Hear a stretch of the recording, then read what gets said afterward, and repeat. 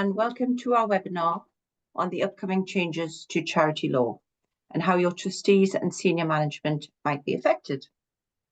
My name is Tracy Bird and I run the SCBO Trustee Network, which is supported by CCLA, the UK's largest charity investment manager. Thank you all for coming along today. It's really good to see you. People are still joining us. So if you could put in the chat where you're from and maybe tell us a bit about how your awareness of the proposed changes to charity law and how they might affect your organisation. We've got closed captions enabled on this webinar, but you can turn them off at the bottom of the screen. And we're recording the session. So if you've any potentially difficult issues you'd like to discuss with us and would rather not do that here, you can get in touch afterwards. And also, we will send all the slides out to you and links to further resources in a follow-up email. But do put any questions you've got in the chat, and we will have time to look at these at the end. So the implementation of the various new measures in charity law is currently underway. And one important change to the 2023 Act is that it will extend the range of criteria that results in automatic disqualification. This could affect both your trustees and your senior management. And so to tell us more about those changes, we have Charles Willis, Senior Manager at OSCR. And we've also got Robin Fallis and Sarah Gilzine from Morton Fraser MacRoberts. And they will be looking at the implications of these changes for charities.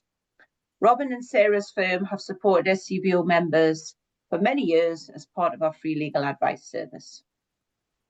So I'm going to hand straight over to Charles to get us started, and Robin is going to share the screen with the slides. So over to you, Charles, and I think maybe you have a link that people want to look at to do a Mentimeter poll. Yes, that's lovely. Thanks, Tracy. Hi, everybody. If you click on chat, and then there will be at the top, there is a link from somebody called Kirsty Henderson, who is a member of the team who's online with us, along with Emma, who's the other member of the engagement team at OSCR. So if you can find that link and click on it, please.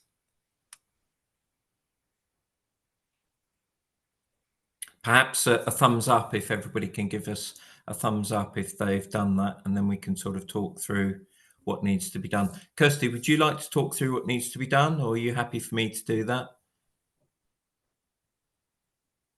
Hey everyone, we've got the link in the chat there, as Charles was saying, so if you can join that, that would be great. We're happy to just go through it whenever you're ready. Are you seeing the screen, Charles, or do you want me to take it through if you actually won't be able to see it? I'm just seeing the title slide of the screen. Okay. I'm seeing the questions, Kirsty. There we go, we've got somebody responding now. We've got people saying they're from Glasgow, Scotland, Perth, Dumbarton. There we go. Oh, that's brilliant. Thank you, everyone.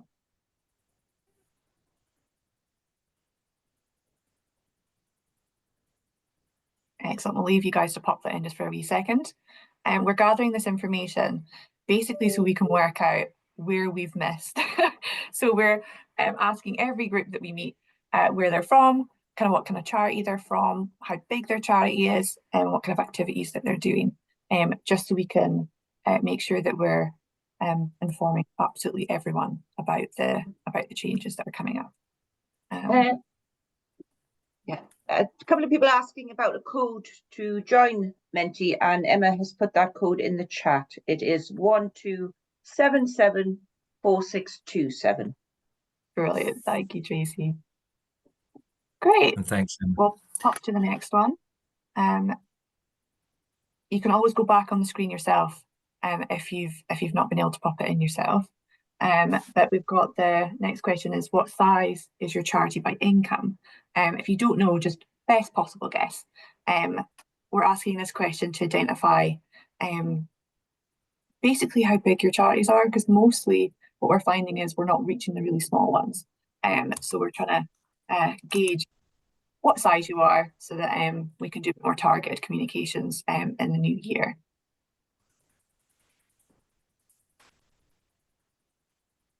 We've got a big cohort from the larger scale, and a few kind of in the middle range, which is quite good. Also, no teeny tiny ones today so far.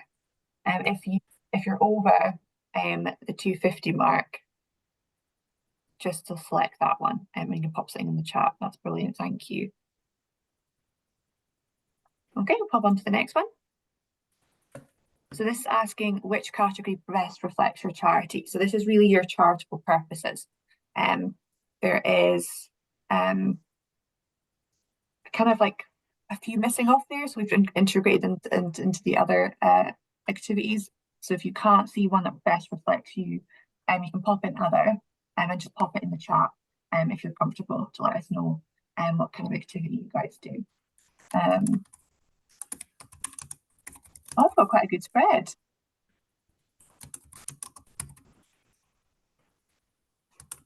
Yeah, it's no problem. I'll pop it in the chat again. There you go. Oh, international development. Oh, that's good. I've got quite a few in others today. Yeah, and again, this is just to make sure that we're reaching all the charities in every little teeny tiny subsector of the charity sector. We want to make sure we're reaching as many people as possible. Okay, we'll pop on to the next one. This is the last question before we pop on to the presentation. This is asking, where are you now? How do you feel about the changes, and how well do you think you understand the changes? Be as honest as you like. It's completely okay if you don't feel like you really know much about the changes yet, or if you're a bit concerned about them. Our kind of aim is at the end of today, we'll see these two lines be closer to the 5 mark than they are now.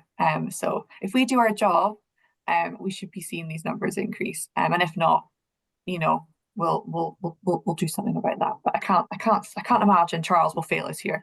Charles and Robin. So no pressure, Kirsty. Thank you. They're very impressive. So I've got full faith. Okay, that's excellent. Thank you so much, everyone. You can leave that open if you like. We'll come back to this at the end. But I will now hand you over to Charles, and you can see him doing the presentation in the Zoom link. That's lovely. Thank you very much, Kirsty.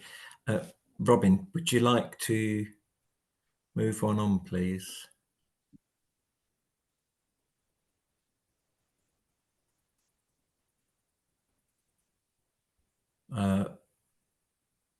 Robin, is it possible to move on the slides at all? Is it just me, or have they moved? Apologies, everybody. I do have them open here if you would like me to pop them up. Sorry, I just came out the stop share because it wasn't moving on. Glenn and Kirsty, sorry, apologies for that. No, you're fine. It's the beauty of technology. We have been saying on some of our calls that there are now 3 different certainties in life. There was death and taxes, but now it's IT as well. IT letting us down.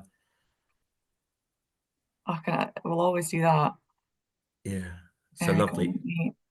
Okay.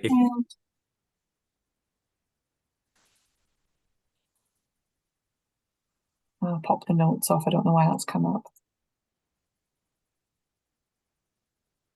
Oh. We can go with that if need be. Don't worry if. So there it is. It's got a little teeny tiny box in the corner.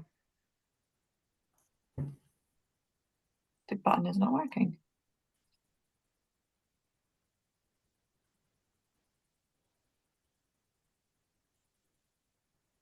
Let's try it in there and see if that does it.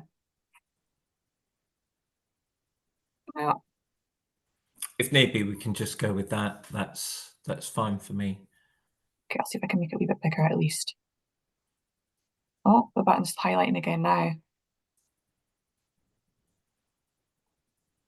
Click enable editing and see if that's the problem.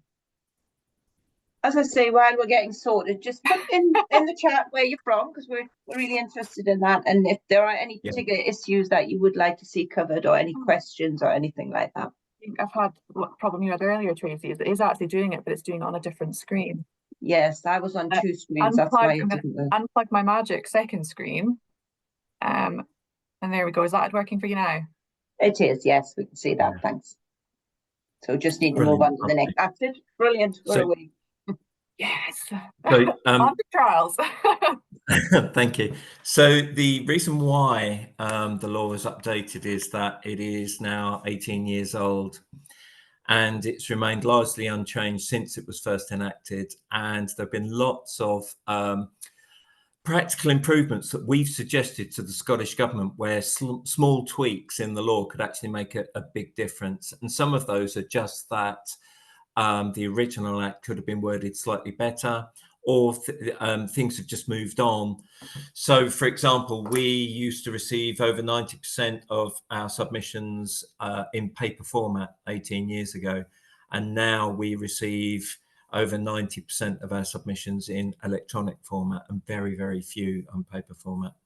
The other thing is there's been more recent modernisation in other nations in the UK, and we felt that we needed to be consistent with some of their legislation, which is what we'll get onto around automatic disqualification, so that you can see the rationale behind some of those changes.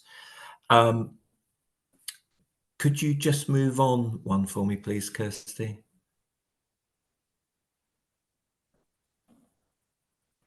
Thank you. So we started with the Act in 2005. We've had 2 charity law consultations. Those changes, and they were run by the Scottish Government, those changes reflected what OSCR had actually suggested itself. Those were put into a charities bill and introduced into the Scottish Parliament in November 2022, and it was enacted on the 8th of August 2023. The first changes from that act have been introduced on the 1st of April, and also we've had a few minor changes brought in the 1st of October. Thanks, Kirsty. Of the 22 questions that were in the Scottish Government's consultation, the analysis of responses showed in this graph here, showed that there was almost an 80% agreement regarding all of the questions. There are 4 where it is slightly more nuanced, as you can see. The amber is no and the blue is yes with regard to the question. One of the nuanced questions is, should OSCR publish the names of every trustee? And the answer there was no, and OSCR felt it was no as well, because there are some very good reasons why all trustee names can't be published. But you can see there, as far as the Scottish Government and the Scottish Parliament were considered, this gave them a very strong mandate for moving forward, in that the public and the charities that responded were strongly in favour of almost all of the measures that were in that consultation. Thanks, Kirsty. So these are some of the smaller measures that have come through, and we've put them here into 2 categories: protecting charities and public confidence. And the big thing for us is maintaining public confidence, and the public said throughout the consultations that they needed greater transparency about what was going on in charities. They felt that they had some kind of unofficial shareholder role, in that their money, their investment, was what was being spent. Therefore, they needed to understand where that money was being spent and by whom. So you can see there are lots of other measures that we've introduced. The top few bullet points on both of those columns are yet to come in. I think we've got a slide on that. Is that next, Kirsty, hopefully? Right, so what the law won't change is the 2005 Act is still in place. The 2023 Act is a minor amendment addition to that Act. So OSCR's role as a regulator is the same. The charity test and purposes remain the same. General duties of charity trustees, even though we're going to get on to automatic disqualification in a minute. Accounting and reporting requirements are exactly the same, except there will be a slightly different way for some charities to report. and OSCR's existing powers are all exactly the same. They've been beefed up slightly, but all previous powers are still there. Thanks, Kirsty. We work in a way that works with charities. So the last year we have a full year's worth of data. We had 238 inquiries into charities. During that time, we used our statutory powers only twice. The other 236 instances, we worked with charities, sitting down with the trustees to help them understand where they went wrong and to help them comply with the law. So that's 0.8% of all inquiries where we've had to use our powers. And as you can see, 0.008% of all charities. Thanks, Kirsty. We would really appreciate your input into the work that we are undertaking. So we want to work with the trustees of all charities across the register now in exactly the same way as we do when there are inquiries, and we want to hear your views. We want to work with you to make sure that what we actually utilise as the process for complying with the law meets with what is best for as many charities as possible. We want this to land as lightly as possible with all charities. So throughout the next year, we will be putting out various pieces of information, etc. And we would really like comments to come back from charities to help us understand how these changes will land with you. Next slide, if you could, Kirsty, please. Publishing of charity accounts, we've sort of talked about, and I'll move on, if I may, to disqualification.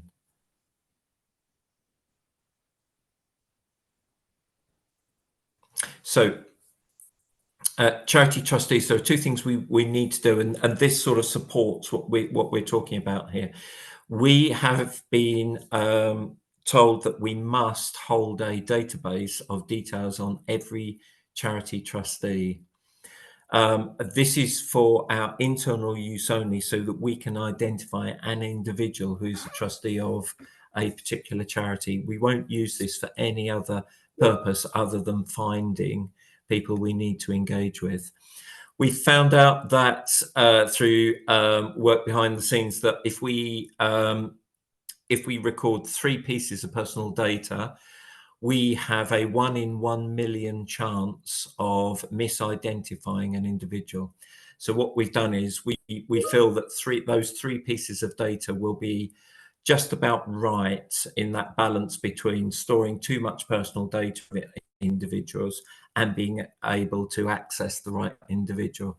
So the 3 pieces of data will be legal name, date of birth, and address. And through those 3 pieces, as I say, we are highly likely to be able to identify an individual that we need to talk to. There will be a register of trustee names that is published on our website, so that the public, funders, anybody else who is interested can have a look at those names. They will not be able to find out the address of that individual.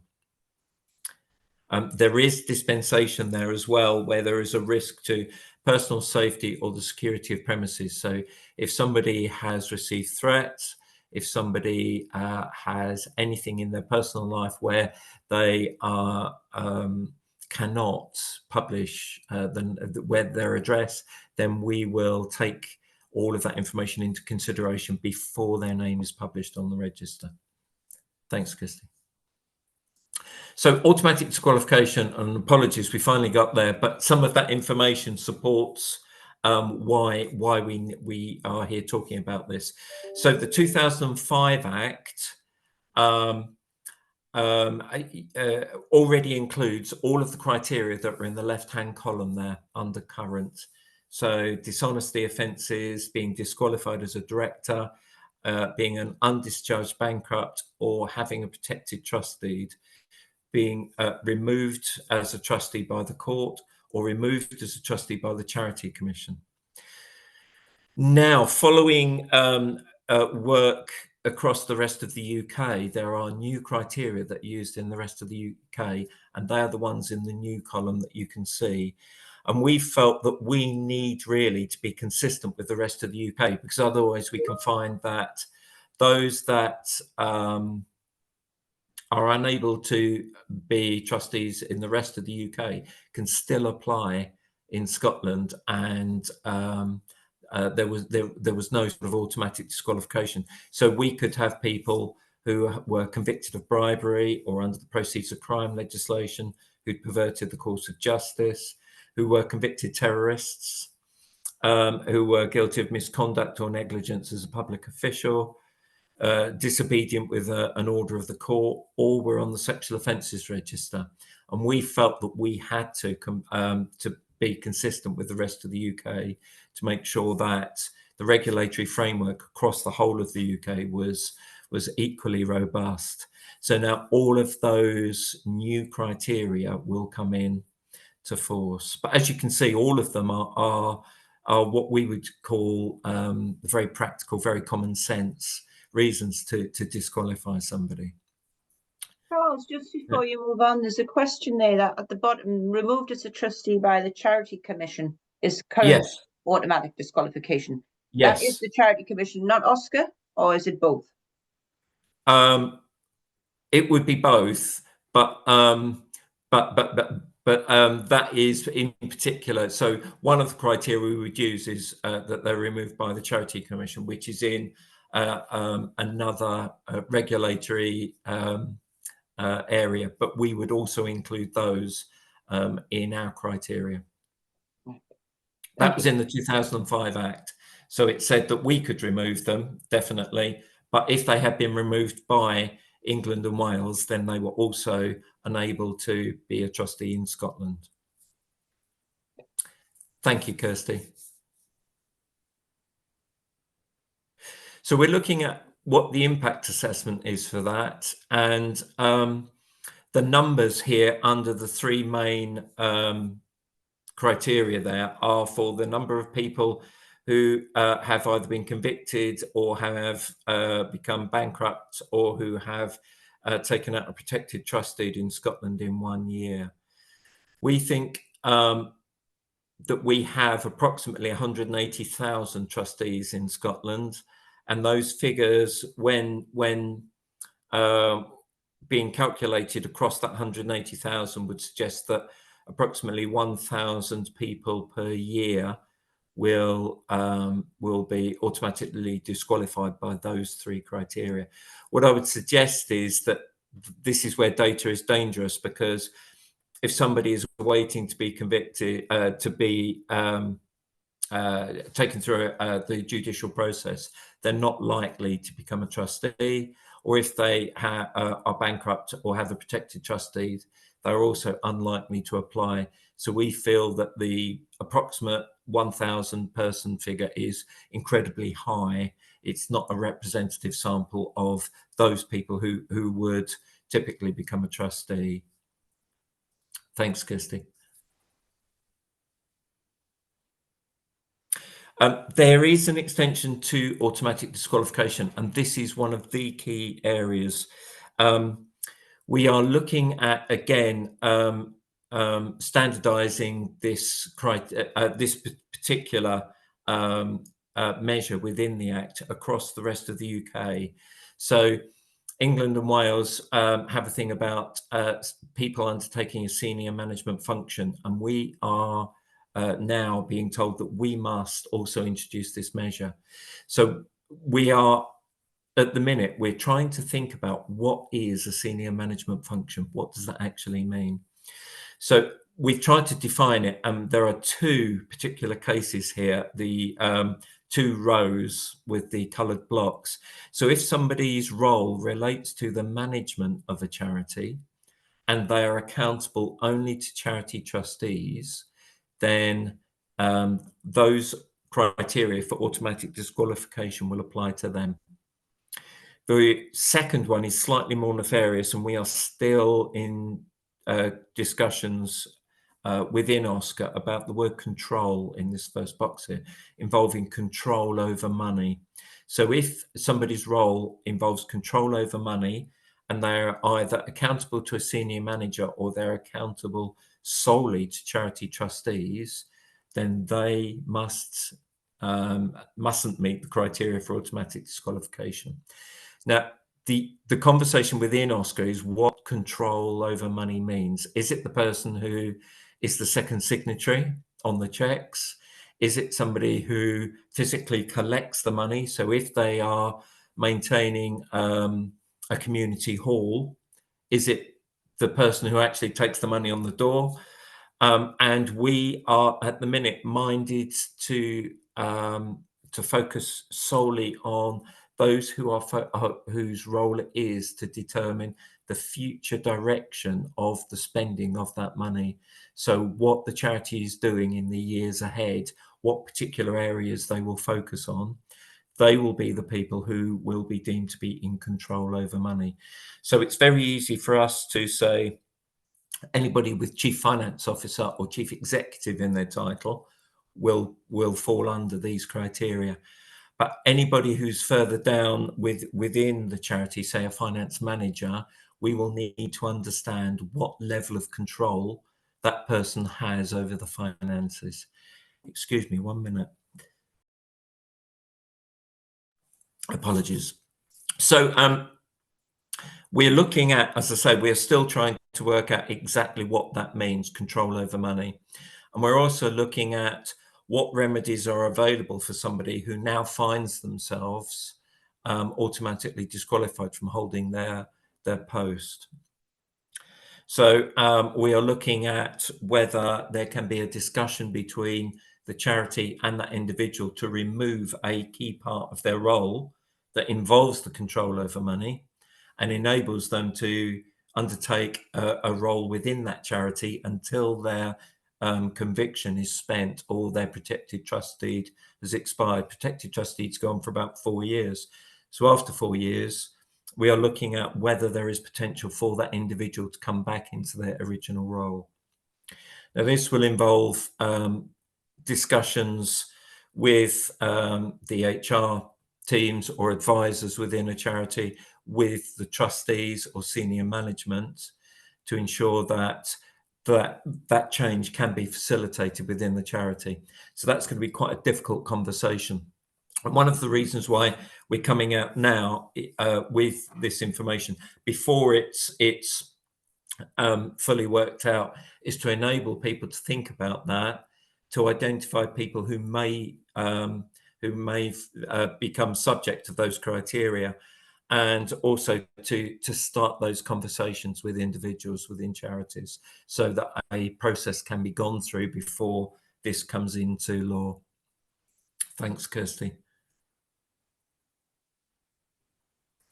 So this is the latest guidance we have from the Scottish Government. So the timing on these measures involves the Scottish Parliament, the Scottish Government and OSCR, and it's it can be a bit of a challenge to work out the timings, but at the minute, this is the wording from the Scottish Government. This is the most recent information we have, so that the remaining parts of the 2023 Act are planned to come into force as follows. Summer 2025, the new record of charity mergers and updates to trustee disqualification criteria. So by summer 2025, the new disqualification criteria and the extension to those undertaking management function will come into place. At the end of 2025, inclusion in the names of the charity trustees and register and publication of all charity accounts will come in. So we will need to have the names of all charity trustees by the end of 2025. And if I can just go back keep the slides where they are, Kirsty, please. If I could just go back to that senior management function, that may also include volunteers. Anybody who is working in a strategic way where money could be involved will be included in this automatic disqualification. Now, if it is a volunteer, that volunteer will be able to volunteer in another role that doesn't involve a senior management function. Kirsty, would you be able to move on? I think that's us, isn't it? Yes. So what I would say is there are 5 key things we would ask you to take away here, which is ensure you know who all your trustees are and that you have up-to-date information on them. So you're ready basically to submit when you need to submit. There are some charities where they have over 100 trustees, and we know that's going to be an issue, but we are working behind the scenes to try and again lighten the burden of the regulatory burden on charities with regard to submitting those names. And that will come out in a little while when we talk about what the system will look like. Ensure that your annual accounts are prepared to a style and standard that you'll be content to be published. Identify early any trustees or people undertaking a senior management function who might be affected by the new disqualification rules. And obviously that would be starting to have that conversation with them.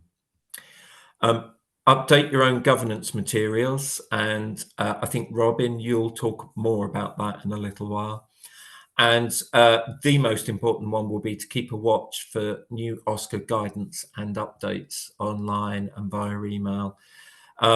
Through that way, you will be reminded that this is coming in, and we will be able to keep you updated on when this stuff exactly is going to come in, when these measures are going to come in. Thanks, Kirsty.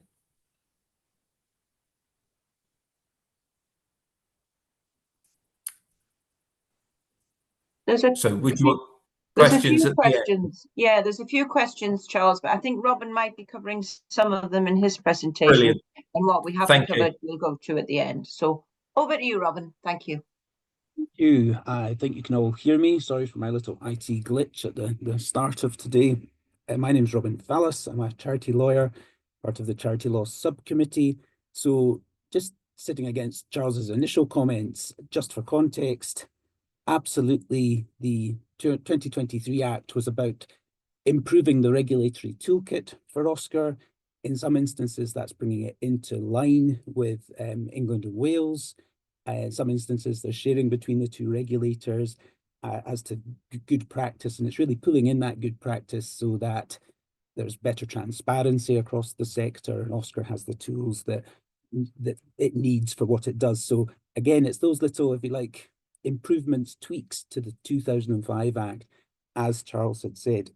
There's a few questions that have been coming through sort of on that vein. People that are already, their trustees are listed already, the accounts are made available, and that's no surprise, because that's exactly what is happening. Once everything's in place, we're going to have a more aligned approach across the UK.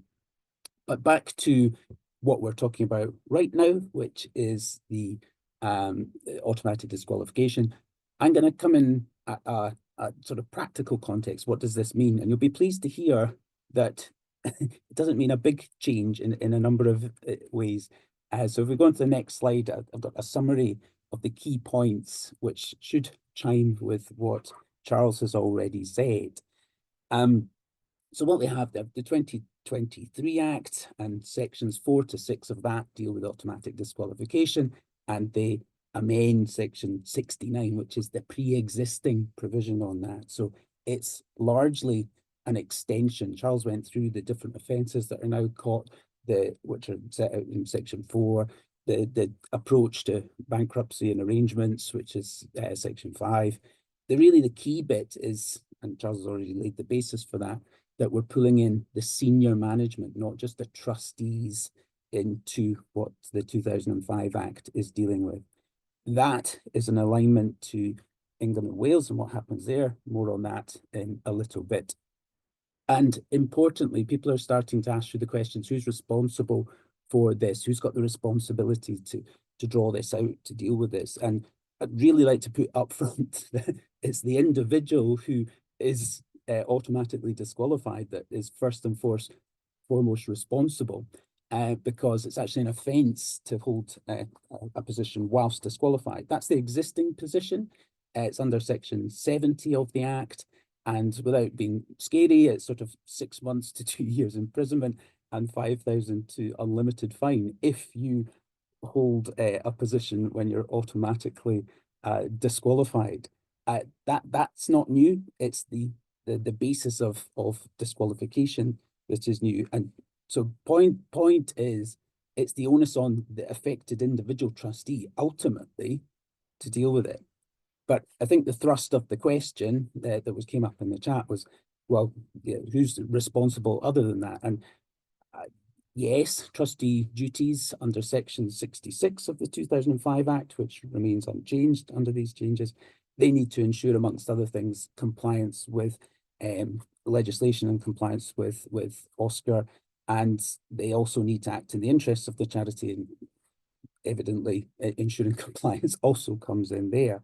So the trustees collectively have a duty to ensure that what they are doing, the mechanisms that they're following, comply.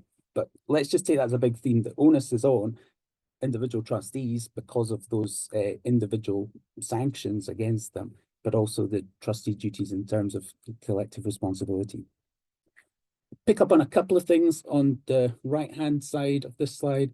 Charles has mentioned that OSCR's developing in its guidance. He's mentioned that we're talking summer 2025 approximately at the moment for these provisions coming into force. Charles has touched on definitions of senior management. His slide summarised those. I would also say there's interesting things in the explanatory notes to the 2023 Act that pull out words reflecting that the intention is to capture chief financial officers and chief executives. But as Charles has said, it can go wider than that, more extensive than that. And OSCR is just getting to the bottom of how it wishes to state that so that everybody's clear upon it. There's a particular statutory definition in Section 6 of the 2023 Act, which gives a little bit of scope for OSCR to define what that means in practice. That will also develop the context for this waiver regime. I think Charles mentioned this, but just to put a bit of meat on the bones, you will have instances, particularly with people with lived experience in the care field or different charities, where there is the potential for trustees to be in a position of disqualification, but a real value to the charity in having them on as a trustee. So there is scope to waive the automatic disqualification, and the context for that will be set out. Worth mentioning that, as I say, this is an alignment with England and Wales in terms of the new provisions and the new attachment to senior management, and there is existing Charity Commission guidance on that. Now, it has its own definitions for senior management, which again coalesce around chief financial officer and chief executive, and it's just there for information. OSCR will be developing its own for us, but I just note that it's there. I think what's important to note is it's the guidance from the Charity Commission and OSCR's when it comes also points out useful things for charities to be aware of, and we're going to segue into this in a minute, but there's an employment law context, and that's the new piece that comes alongside extending to senior management from what we've got at the moment. Very briefly, as it fits into a suite of other tools that OSCR has, many of these pre-existing but enhanced through the 2023 Act to fine-tune what they're able to do. But as Charles has indicated, they're able to investigate, they're able to now make specific directions, and that can lead to suspension and indeed removal of trustees using court tools. So if we go into the next slide, please, Kirsty. I want to emphasize again that this is not new, it's an extension. And on the left-hand side, this is a sort of list, if you like, of the best practice checklist that charities are already using to deal with pre-existing automatic exclusion.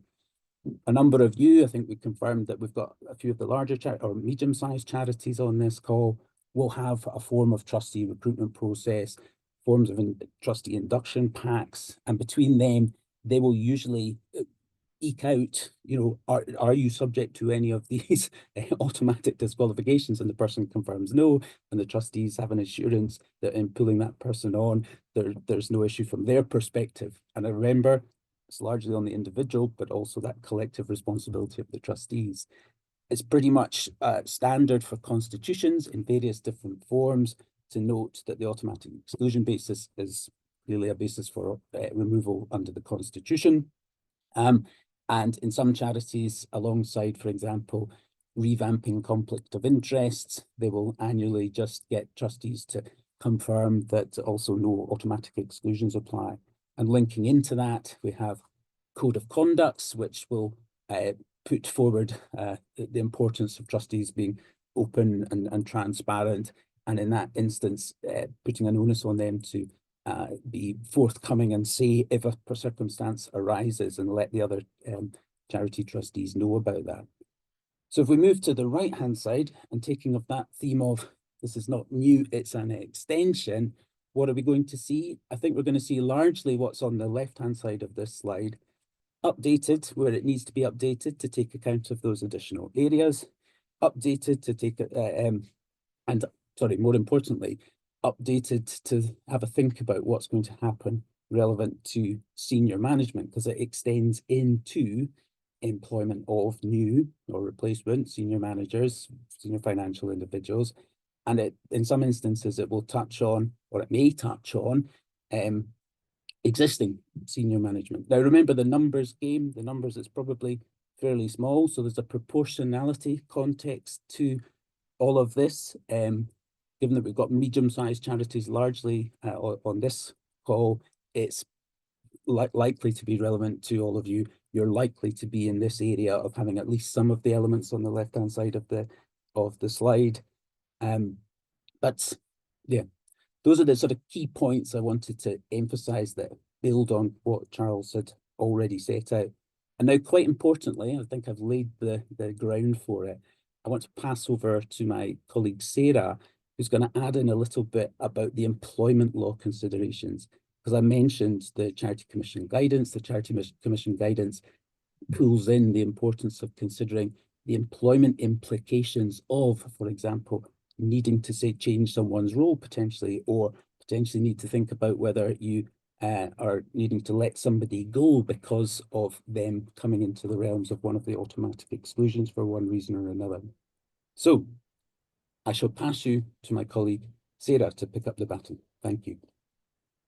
Thanks very much, Robin, and thanks everyone for coming today. It's great to see such a fantastic turnout. So I thought I'd finish today's session by talking about some more of the employment law implications here, given that this is the sort of new thing that's attached to the grounds for disqualification. And I think the takeaway message for me is that automatic disqualification of a senior management, someone carrying out a senior management function, does not automatically mean that you dismiss them. And you still need to show that you've established a fair ground for that dismissal. You still need to follow a fair procedure, and you still need to show that dismissal was a fair sanction in all the circumstances. So I think that's the important thing to remember, is that just because someone might fit within the criteria for a senior manager disqualification, it doesn't necessarily mean you can automatically dismiss them. I think probably the ground that you would rely on, however, if this did occur, would be a breach of a statutory duty or restriction. And what I've done is I've set out on the slide there, there's 5 potentially fair reasons for dismissal, which some of you might be familiar with. If you've ever had to dismiss an employee, you have to show you've got one of those potentially fair reasons as a kind of first step in order to show that you have lawfully and fairly dismissed someone. And I think the relevant one here is probably number 4, breach of a statutory duty or restriction.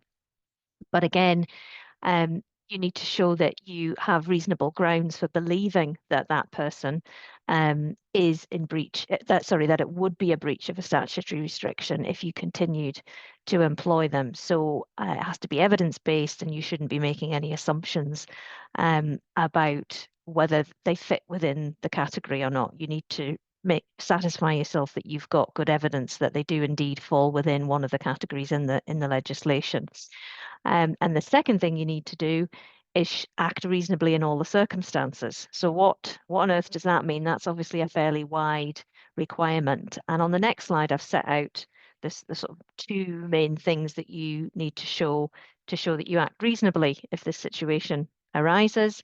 You have to follow a fair procedure, and you have to show that the reason is enough to justify dismissal. And that's obviously going to include, is there another way to keep this person employed, i.e. by removing the management function that is putting them in breach of the legislation. So on the next slide, we'll look at what a fair procedure might look like. First and foremost, the employee needs to know that they are at risk of dismissal and why. Then the fine detail of the procedure that you follow is going to depend on the particular facts of the case and your own internal procedures and the context here. But the basic principles are the person needs to know that they're at risk of dismissal. They need to be given a chance to state their case and make representations. Usually you would follow an investigation, and then you would have a disciplinary hearing or meeting. Part of that process to show that you're acting fairly might involve informing the individual that there's a possibility of applying for a waiver, depending on what the circumstances are. And obviously the OSCR guidance that's coming out will help to inform when it might be appropriate to inform the individual that there's a possibility of a waiver. And it will also consider whether alternative employment could be a possibility here by removing the function that is the function that puts them in breach of the statutory restriction. Again, the OSCR guidance is going to be really helpful on what is reasonable to do in those circumstances. If, however, you do decide that you can establish that there's a breach here and there's nothing further you can do to keep that person employed, and you dismiss, then you also allow them a right of appeal. So that's the kind of basic building blocks of any kind of dismissal procedure. On the next slide, I'll talk about the third thing you do. So you establish the grounds, you follow a fair procedure, and thirdly, you decide, is dismissal a reasonable sanction here? And you look at to what extent does the statutory restriction affect the employee's ability to do their job. It may be that they can no longer do the job that they're employed to do.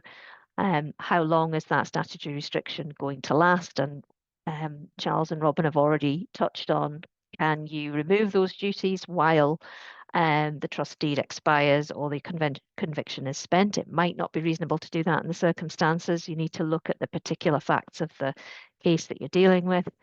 Or could you give them an alternative role that would remove them from being in breach of that restriction completely?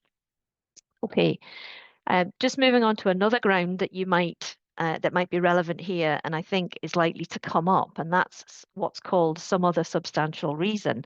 And you'll remember on my first slide there was 5 potential grounds, and this is the 5th potential ground. So you can show, if you can't fit the reason for dismissal into any of the first 4, you could try and go for some other substantial reason. And if you could move on to the next slide, please, Kirsty, that'd be great.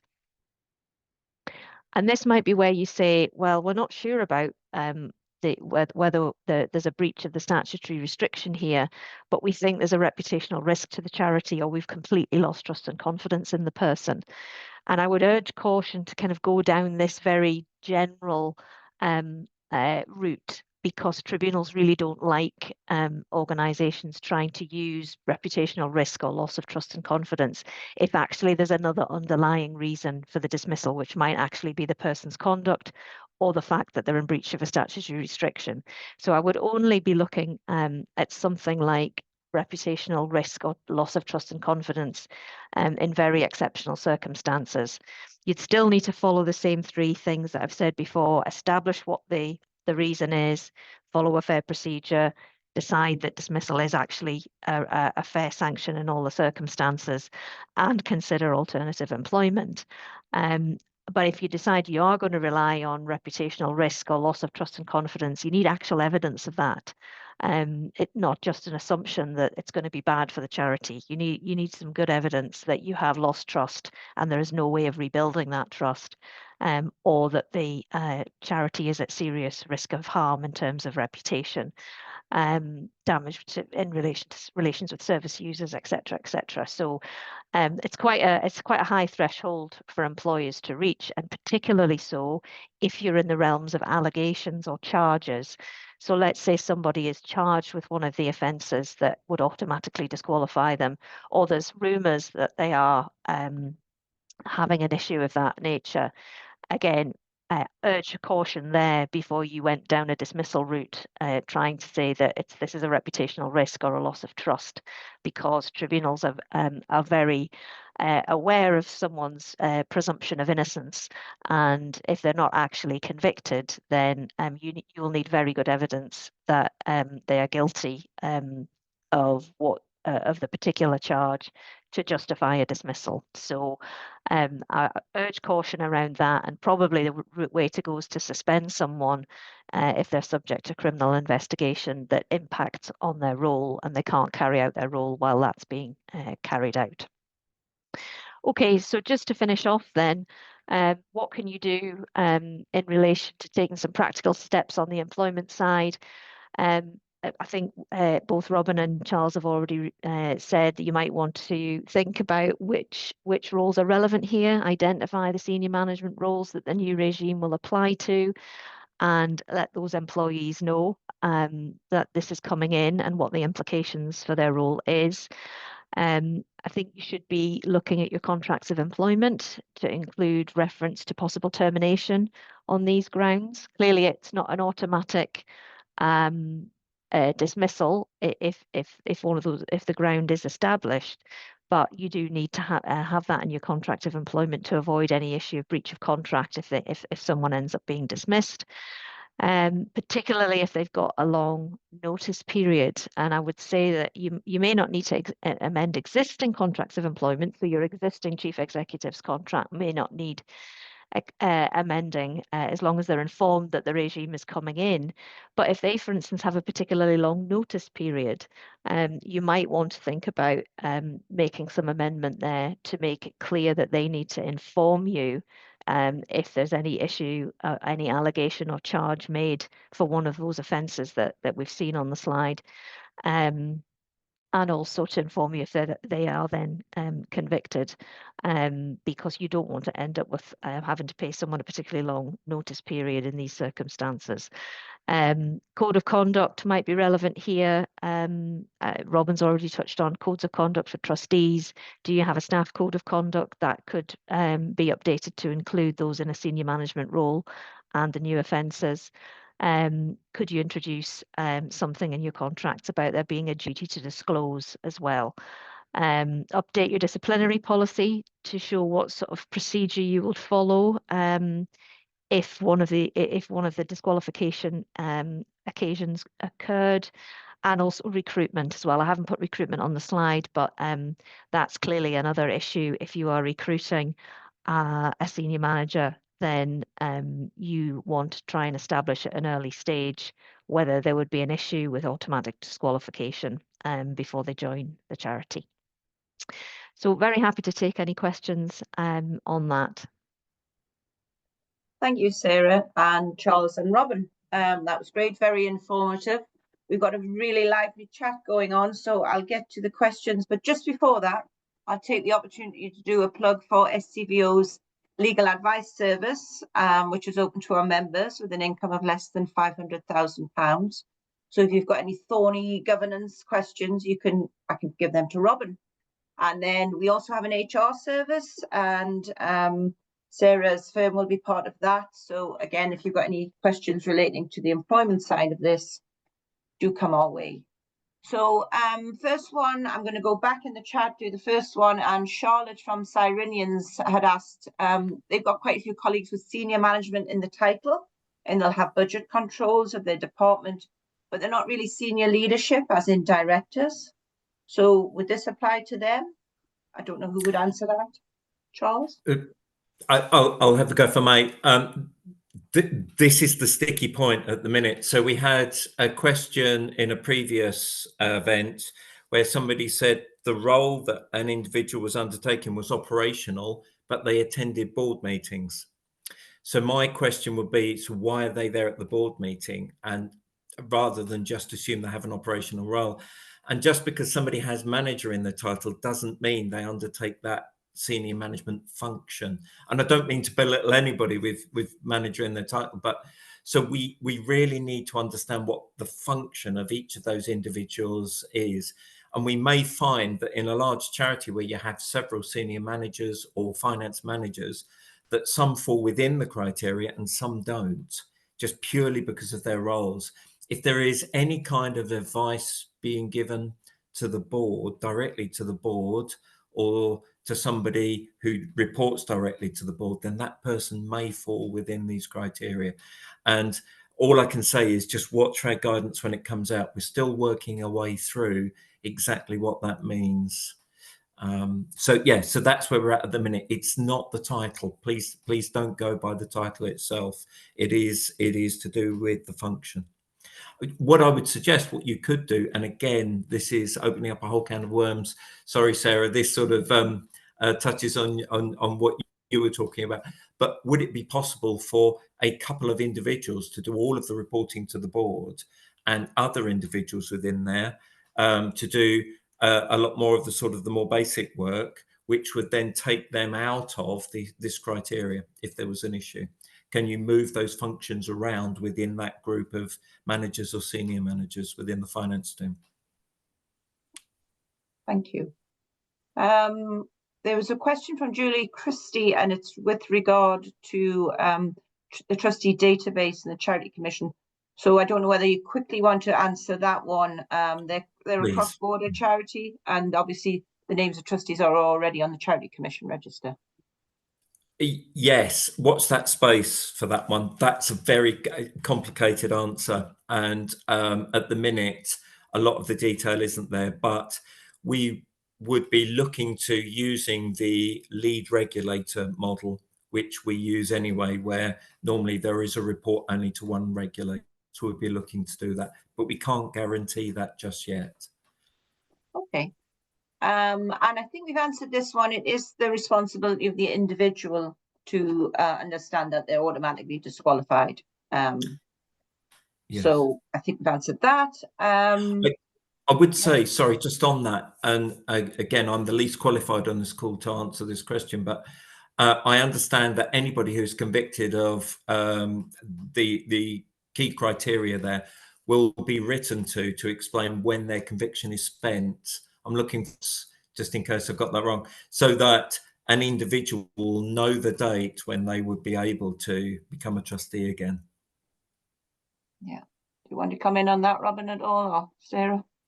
I'll maybe come in on both. First, on the definitions, my sort of simple way of looking at it is that the legislation is really trying to get the person at the top of the tree who feeds into the board of trustees as the senior management. So usually that will be our chief executive, because they are answerable only to the trustees and nobody else. And usually other people are coming in underneath that chief executive, so being answerable to a chief executive.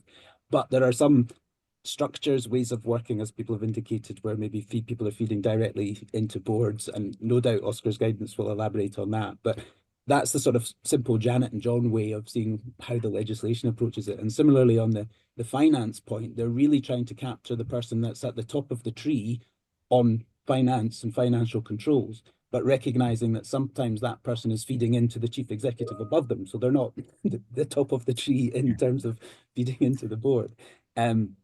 So that's very simple terms on that. In terms of spent convictions, yes, it's the 1974 Rehabilitation of Offenders Act that once your conviction's spent under that, you're eligible to be a trustee. There's various periods that apply to different things, and I think Charles has indicated to be writing out. Fantastic, that will give everyone absolute clarity on that. And yes, you can be a trustee after that. And similarly, the wordings around all the bankruptcy and different financial instruments, where people are subject to those, they cannot be a trustee. Such that if you come out the other end of them and are not in that position, then you may be a trustee. So hopefully that sort of takes those all together and answers on them. There's a question about Church of Scotland charities where the entire Kirk session are considered trustees. I would imagine you're already engaging with those kinds of charities, Charles? They may be one of the charities that I referred to earlier. We are in engagement with, well, at the minute, we think between October and Christmas, we're going to engage with over 1,000 charities. And as you would expect, we are talking to all of the charities where we know that could be an issue. Okay, well, we're at 11 o'clock, but I'm going to try and get the questions done. If people have to go, then do go to your other meetings. But a couple more questions while we've got some really good experts here. What advice would you give to charities who might be lied to by the individuals? So, you know, they maybe say that they don't have this. Is this somewhere people can go and check? Is it a police check? Disclosure Scotland? How does that work? I'll maybe come in first with a little practical observation. So, for example, the Charity Commission guidance, because they've been here a little bit longer than we have, and the OSCR guidance is under development. It at the end of it points charities to where there are publicly available registers in different areas where they might be able to look at different things. So I'm being a bit vague, but it's around bankruptcies and all the rest of it.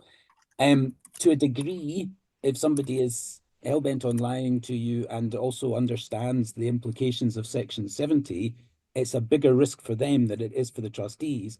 If you think about OSCR and coming and saying, you know, we understand that ultimately the trustees didn't let this situation occur. If the trustees can point to the steps that they've taken, similar to the steps I had on the left-hand side of that slide, there's only so much you can do. You know, if you've taken those steps, then you've done what you could be doing. Charles, I see you're keen to come in as well. So, thank you, Robbie. Exactly as you've set out, and it's what is reasonable for a charity to do. And with 52% of Scottish charities earning less than £25,000 a year, there's no way they can go into sort of investigations themselves.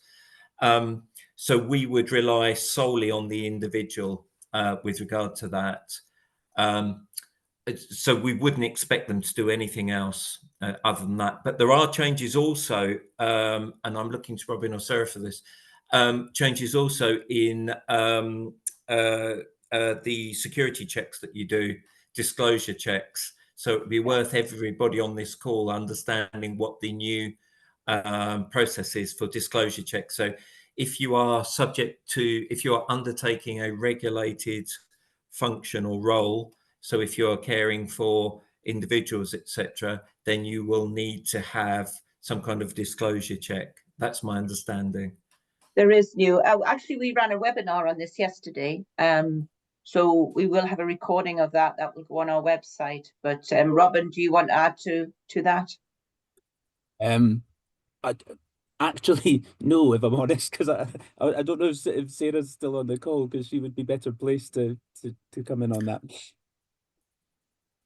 No, I think Sarah's headed off. I think she's in another meeting at 11. We will be working with Disclosure Scotland, so we can forward on links to the information they have, so that anybody on this call can get hold of it and get a better understanding about where that's going. I suppose, Tracy, a brief comment would be that absolutely there's areas where people will have the PVG, Disclosure Scotland checks as a matter of course relevant to the focus of the charity. For other charities out with that area, on a sort of recognising that it might be disproportionate for a number of them, there would be the opportunity of getting that check done. Okay, thank you. There's a couple of other questions, but as I say, you know, if we haven't answered anything that you do need more information on, do get in touch with us directly at inquiries@scvo.scot. I'm going to bring this to a close just because it is after 11 o'clock. Charles has already highlighted there's a number of links to OSCR Reporter, the website, you know, where you can get updates on this. Join the SCVO trustee network via our website. We have regular bulletins, and we will be doing, OSCR will be doing an event at the gathering, which will give further updates on charity law and the details and signing up for the gathering. That's all going out in the next couple of days. So just go to our website for that. I just want to thank you all for coming along today and engaging with your questions. It's been really useful. And as I say, anything that we haven't answered, do get in touch with us, please. I don't know if people have got time. I think Oscar wanted to do Mentimeter, what you thought of that. So I can hand over to Kirsty for that. But anybody that has to go, the slides will go out to you and a copy of the recording. Thank you. Kirsty, do you want to pick up on this? Hi everyone. Yeah, if you've got a few minutes, that'd be absolutely great. I will jump back onto the Mentimeter. So it's the same link as before. I will just resend it if I can, just for those who may be unable to see it. We're literally just asking one main question, which is kind of how you understand the changes now and how you feel about them. So that is the link again in the chat, and I will see if I can scroll up to find the code again. Just in case that's coming up for anyone. Oh, brilliant. Ah, we've already got some improvement. We'll definitely be taking that. There we go. And that's the code again in the chat if you need it. Well, that's brilliant. Thank you so much. So I don't know if you can see, Tracy, but people are feeling more positively about the changes, and they seem to be understanding the changes more, which is awesome. I think we'll hopefully be able to get the understand dot to move higher up once we maybe have some more kind of firm answers on things like guidance and the dates. But yeah, we're happy to kind of hear from anybody if they do have any kind of further questions or comments. I'll jump onto the next one, which is just to quickly see how you felt about today's session, so that we can improve if possible. So it's asking if we cover the topics that you expected, how well the messages were communicated, how well we managed our time, and if you felt like your input was valid. Well, valued, it's obviously all valid. But that's great, thank you very much. And then we've just got one more question, which is just your key takeaways. So you can put in as much or as little as you like into the key takeaways question. And that just gives us a better idea of kind of what's been left at the top of your mind following this. So whether that's a key topic or a key concern or a key question, or just a key element of the changes that you know you're valuing most. I'll jump onto that one now. And we'll leave this open for maybe until a couple of hours, maybe till the end of today. So if you want to come back to this at any time, it should still be open. But yeah, you can put as much or as little as you like in here. No pressure. And it's all anonymous. Every part of this Mentimeter is anonymous. So if you've got something negative to say about the changes, about maybe today's session, go for it. It gives us something to work with, something to improve upon, or maybe clarify. So yes, that would be great. Thank you.